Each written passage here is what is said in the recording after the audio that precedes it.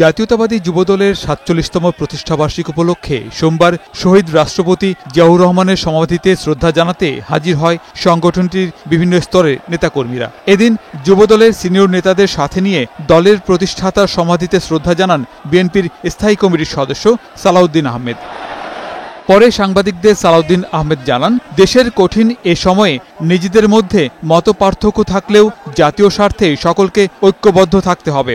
যাদের সাথে আমরা যুগপৎ আন্দোলন করেছি এবং অন্যান্য একটা বৃহৎ জোটের জন্য আমরা চিন্তা করছি, সবাইকে নিয়ে ঐক্যবদ্ধভাবে যাতে আমরা আগামীতে এই নির্বাচনী বৈতরণী পার হতে পারি। তবে জাতির মধ্যে ঐক্যটাই হচ্ছে আমাদের সবচেয়ে বড় শক্তি।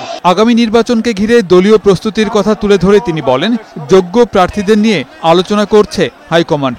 আমরা সমগ্র বাংলাদেশে আসন ভিত্তিক সকল যোগ্য প্রার্থীদের, একাধিক যোগ্য প্রার্থীদের সাথে আমরা কথা বলেছি।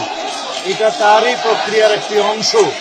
আমরা একই মেসেজ দিতে চাই যাতে আমাদের দলের ভিতরে ঐক্য থাকে। এদিকে রাজধানীর একটি হোটেলে দুদিনব্যাপী ইকোনমিক রিফর্ম সামিট ২০২৫-এর উদ্বোধন করে বিএনপির স্থায়ী কমিটির সদস্য আমির খসরু মাহমুদ চৌধুরী বলেন, আমলাতন্ত্রের ক্ষমতা কমিয়ে কাজের বিকেন্দ্রীকরণ করার মাধ্যমে জবাবদিহিতা নিশ্চিত করতে হবে।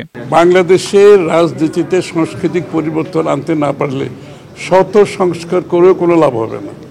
আমাদের মধ্যে সহনশীলতা থাকতে হবে, অন্যের সাথে দ্বিমত পোষণ করেও তার প্রতি সম্মান জানাতে হবে, তার মতের প্রতি সম্মান জানাতে হবে এবং বাংলাদেশের শান্তিপূর্ণ স্থিতিশীলতা রক্ষা করতে হবে যদি দেশকে এগিয়ে নিয়ে যেতে হয়। গোলাম মোর্শেদ, বৈশাখী সংবাদ, ঢাকা।